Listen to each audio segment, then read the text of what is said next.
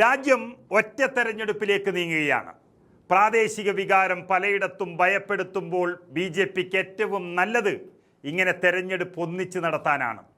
അതുകൊണ്ട് തന്നെ രാജ്യത്തിൻ്റെ പാർലമെൻറ്റിലേക്ക്, അതായത് ലോകസഭയിലേക്കും സംസ്ഥാന നിയമസഭകളിലേക്കും ഒരേ സമയം തെരഞ്ഞെടുപ്പ് നടത്താനുള്ള കേന്ദ്ര സർക്കാരിൻ്റെ നീക്കം തകൃതിയായി ആരംഭിച്ചു എന്നാണ് അറിയാൻ കഴിയുന്നത്.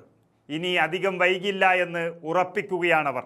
2029 പ്രാബല്യത്തിൽ വരുമെന്ന് പറഞ്ഞിരിക്കുന്നത് ഇതിനുവേണ്ടി നിയമിച്ച ജോയിൻറ്റ് പാർലമെൻ്ററി സമിതി അഥവാ JPCയുടെ അധ്യക്ഷൻ PP ചൗധരിയാണ്. അദ്ദേഹം വ്യക്തമാക്കുന്നത് പ്രകാരം 2029 ലോക്സഭാ തെരഞ്ഞെടുപ്പിനൊപ്പം തന്നെ രാജ്യത്തെ എല്ലാ സംസ്ഥാന നിയമസഭാ തെരഞ്ഞെടുപ്പുകളും ഒരുമിച്ച് നടത്തും എന്നുള്ളതാണ്. കാലാവധി പൂർത്തിയാകാത്ത കേരളം ഉൾപ്പെടെയുള്ള സംസ്ഥാനങ്ങളിലെ മന്ത്രിസഭയുടെ ഭാവി പ്രവചിക്കാൻ കഴിയാത്ത രീതിയിൽ അത് മാറും. 2029 മുമ്പ് കാലാവധി കഴിയുന്ന ചില സംസ്ഥാനങ്ങളിലെ മുഖ്യമന്ത്രിക്ക് ഇനി അധിക കാലം അധികാരത്തിൽ തുടരാനാകുമെന്നതിലും സാധ്യതയുണ്ട്. അങ്ങനെ ഒരു ദേശീയ വികാരം ഇളക്കി വിട്ടുകൊണ്ട് സംസ്ഥാനങ്ങൾ പലതും പിടിച്ചെടുക്കുക എന്നുള്ളതാണ് നരേന്ദ്രമോദിയുടെയും BJPയുടെയും ഇപ്പോഴത്തെ ലക്ഷ്യം. അല്ലാതെ ഓരോ സംസ്ഥാനങ്ങളും ഇങ്ങനെ നഷ്ടപ്പെട്ടുകൊണ്ടിരിക്കുമ്പോൾ രാജ്യം മാത്രം ഭരിച്ചിട്ട് കാര്യമില്ലെന്നൊരു തിരിച്ചറിവാണ് BJPയെ കൊണ്ട് ഇത് ചെയ്യിപ്പിക്കുന്നത്. ഇത് അത്ര എളുപ്പമല്ല കാര്യം. ഈ രാജ്യത്തിൻ്റെ രാഷ്ട്രീയത്തെ അടിമുടി മാറ്റുന്ന ഭരണഘടനാ ഭേദഗതിക്കാണ് കേന്ദ്ര സർക്കാർ തയ്യാറെടുക്കുന്നത് എന്ന് പറയുമ്പോൾ അതൊരു നിസ്സാര കാര്യമല്ല.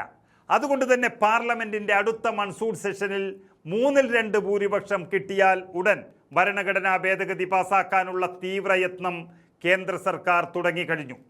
നിയമം നടപ്പാവുകയാണെങ്കിൽ 2029 ആകുമ്പോഴേക്കും 5 വർഷ കാലാവധി പൂർത്തിയാകാത്ത മുഖ്യമന്ത്രിമാർക്ക് സമ്മതമാണെങ്കിൽ ചില സംസ്ഥാനങ്ങളിലെ തെരഞ്ഞെടുപ്പ് കൂടി 29 പൊതു തെരഞ്ഞെടുപ്പിനൊപ്പം നടത്താനാവുമെന്നാണ് ചൗധരി പറയുന്നത്. എന്നാൽ ഇപ്പോൾ വാശി പിടിക്കുന്നില്ല എങ്കിലും 29 ഈ നിയമം പാസ്സായി വരികയാണെങ്കിൽ തീർച്ചയായും കേന്ദ്രം എല്ലാ സംസ്ഥാനങ്ങളിലും തെരഞ്ഞെടുപ്പ് നടത്താനുള്ള പണി ആരംഭിക്കുക തന്നെ ചെയ്യും. സ്വാതന്ത്ര്യാനന്തര ഇന്ത്യയിലെ ഏറ്റവും വലിയ തെരഞ്ഞെടുപ്പ് പരിഷ്കാരത്തിനാണ് കേന്ദ്രം ഇങ്ങനെ ലക്ഷ്യമിടുന്നത്. അത് ഈ രാജ്യത്തിൻ്റെ ഫെഡറൽ സംവിധാനത്തെ അട്ടിമറിക്കുമെന്നൊരു അതിശക്തമായ ആശങ്കയാണ് ഇവിടെ നിലനിൽക്കുന്നത്. ഇപ്പോൾ ഓരോ സംസ്ഥാനവും വ്യത്യസ്ത സമയങ്ങളിലാണ് തെരഞ്ഞെടുപ്പിനെ നേരിടുന്നത് എന്ന് നമുക്കറിയാം. 2029 അതെല്ലാം ഒരുമിപ്പിക്കണമെങ്കിൽ ചില നിയമസഭകളുടെ കാലാവധി മുൻകൂട്ടി അവസാനിപ്പിക്കുകയോ ചിലതിൻ്റെ കാലാവധി ഭരണഘടനാ ഭേദഗതിയിലൂടെ നീട്ടുകയോ ചെയ്യേണ്ടുന്നൊരു സാഹചര്യം വരും. അതായത് ചില മുഖ്യമന്ത്രിമാർ പ്രതീക്ഷിച്ചതിലും നേരത്തെ ജനവിധി തേടേണ്ടി വരും എന്നർത്ഥം. മറ്റു ചിലർക്ക് അധികകാലം ഭരണത്തിൽ തുടരാനും ഒരവസരമുണ്ടാകും. ഇതോടെ സംസ്ഥാന രാഷ്ട്രീയത്തിൻ്റെ സ്വഭാവമെല്ലാം മാറും. ഇന്ന് ഒരു മുഖ്യമന്ത്രിക്ക് സ്വന്തം സംസ്ഥാന വിഷയങ്ങൾ മുൻനിർത്തി തെരഞ്ഞെടുപ്പിനെ നേരിടാൻ കഴിയുന്നു. എന്നാൽ ലോകസഭയും നിയമസഭയിലും ഒരുമിച്ച് വന്നാൽ ദേശീയ നേതാക്കളും ദേശീയ വിഷയങ്ങളും പ്രചരണത്തിൽ ആധിപത്യം സ്ഥാപിക്കാൻ BJP ശ്രമിക്കുകയും ദേശീയ വിഷയങ്ങൾ കൊണ്ട് BJP അധികാരത്തിലെത്താൻ ശ്രമിക്കുകയും ചെയ്യുമെന്നുള്ളത് ഉറപ്പാണ്. അതിൻ്റെ ഗുണം ദേശീയ പാർട്ടിക്കായിരിക്കും എന്നുള്ളത് ഏതാണ്ട് ഉറപ്പാണ്. ഇനി പ്രാദേശിക പാർട്ടികൾക്ക് എത്രത്തോളം തിരിച്ചടി ഉണ്ടാകുമോ എന്നുള്ളതും ആശങ്ക തന്നെയാണ്.